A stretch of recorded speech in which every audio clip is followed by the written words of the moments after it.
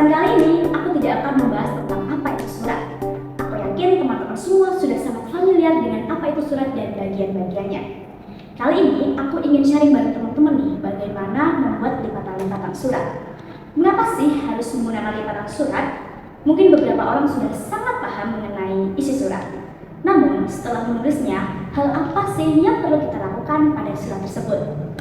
Sebelumnya, perkenalkan, namaku Restiani Cahyaningrum dengan NIM 22802241 dari Program Studi Pendidikan Administrasi Perkantoran Fakultas Ekonomi dan Bisnis Universitas Negeri Yogyakarta. Teman-teman pernah nggak sih membuat surat sampai pada tahap menyerahkan surat kepada yang bersangkutan?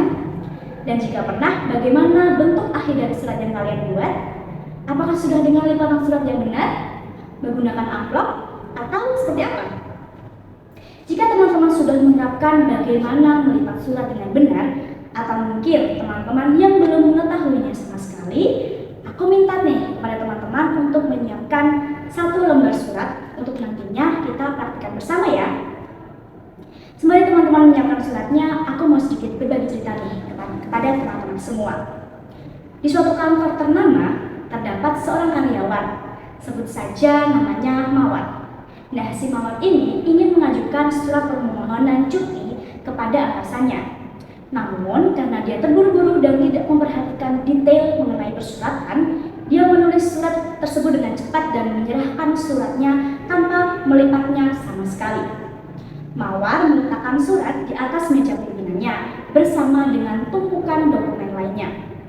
Nah, beberapa hari kemudian, Mawar merasa kecewa karena pimpinannya ini tidak memberikan balasan sama sekali mengenai surat permohonan cuti yang sudah 1 minggu ia ajukan. Lalu, ia menemui pimpinannya dan menanyakan perihal suratnya.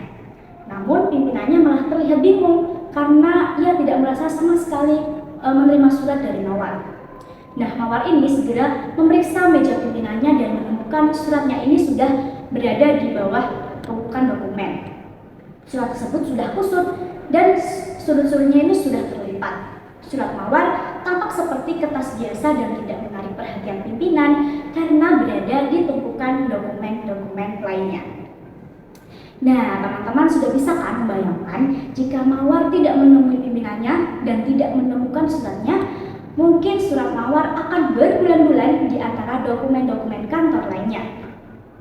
Mungkin saja jika kemarin Mawar melipat suratnya dengan benar dan sampai memberi suratnya dengan amplop surat, nah surat dari Mawar ini mungkin akan terlihat berbeda dari dokumen-dokumen lain dan akan menarik perhatian pimpinan untuk membaca surat dari Mawar. Apalagi jika perusahaannya ini perusahaan yang besar, tak heran jika meja pimpinannya selalu ramai akan dokumen-dokumen yang juga dari berbagai divisi kantor. Nah, teman-teman, dari cerita tadi sudah bisa kita simpulkan bagaimana pentingnya lipatan surat. Baik itu surat yang ditujukan ke dalam kantor atau bahkan surat yang ditujukan ke luar kantor. Nah, adapun fungsi dari lipatan surat yaitu menunjukkan keseriusan dan perhatian terhadap isi surat serta menjaga kerahasiaan isi surat. Apalagi salah satu fungsi surat yaitu sebagai wakil atau duta perusahaan. Bayangkan saja teman-teman, jika surat yang ditujukan kepada klien perusahaan hanya berbentuk lembaran saja, tidak dilipat atau tidak diberi amplop, pasti hal ini akan memunculkan citra yang buruk dari penerima surat.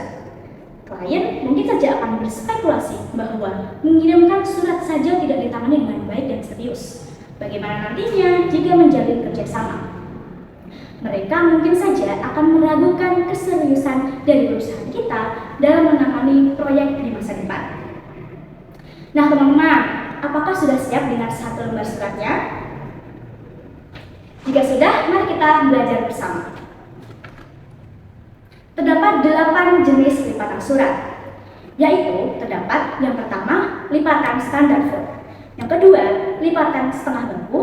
Yang ketiga, lipatan akordion. Kemudian lipatan semi akordion, lipatan tunggal, lipatan ganda paralel, lipatan Prancis, dan juga lipatan baron. Yang pertama, kita akan belajar mengenai lipatan standar font. Teman-teman bisa membagi surat dengan 3 bagian sama besar seperti ini. teman-teman bisa menamainya dengan bagian 1, bagian 2, dan bagian 3. Kemudian teman-teman bisa lipat bagian 3 ke atas ke dalam bagian 2 seperti ini. Kemudian lipat bagian pertama ke bawah ke dalam seperti ini. Nah, ini yang dinamakan dengan lipatan standar fold. Kemudian yang kedua yaitu lipatan semi standar fold. Teman-teman bisa membagi surat menjadi 3 bagian, namun bagian 3 dan bagian 2 dibagi menjadi 2 bagian sama besar seperti ini. Tetapi bagian 1 lebih kecil daripada bagian 2 dan bagian 3 dan dilipat ke bawah seperti ini. Lalu kita lipat. Ini yang dinamakan dengan lipatan semi standar fold. Kemudian yang ketiga ada lipatan akordion.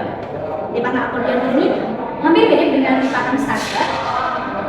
Nah, teman-teman bisa membagi surat menjadi 3 bagian seperti yang lipatan standar tadi, dan namai dengan lipatan dengan bagian 1, 2, dan 3, dan lipat bagian 3 ke atas seperti ini. Kemudian bagian pertama tidak dilipat ke dalam namun dilipat keluar seperti ini. Nah, jadinya seperti ini. Ini yang dinamakan dengan lipatan akordion. Kemudian terdapat lipatan semi akordion. Hampir sama dengan lipatan yang semi standar tadi. Bagian 2 dan bagian 3 sama besar seperti ini. Namun bagian pertama lebih kecil dari bagian 2 dan 3 dan dilipat ke luar, tidak dilipat ke dalam seperti yang tadi akordion. Jadi seperti ini. Bagian 1 dilipat keluar namun lebih kecil daripada bagian 2 dan bagian 3. Nah, kemudian teman-teman yaitu lipatan tunggal. Nah, ini gampang sekali. Teman-teman bisa membagi 2 surat menjadi sama besar seperti ini. Nah, tinggal dirapatkan saja. Nah, ini merupakan lipatan single atau lipatan tunggal. Nah, kemudian teman-teman ada lipatan ganda paralel. Ganda paralel ini tinggal meneruskan saja ya dari lipatan tunggal tadi. Seperti ini. Dan tinggal dilipat ini ke atas seperti ini. Nah, ini menghasilkan 2 lipatan tunggal ya. Ini bisa dikatakan 2 lipatan tunggal. Nah, jadinya seperti ini. Ini lipatan tunggal, lalu dilipat ke bawah ke atas seperti ini. Lipatan bawah, lalu dilipat lagi ke atas seperti ini. Nah, ini namanya lipatan ganda paralel.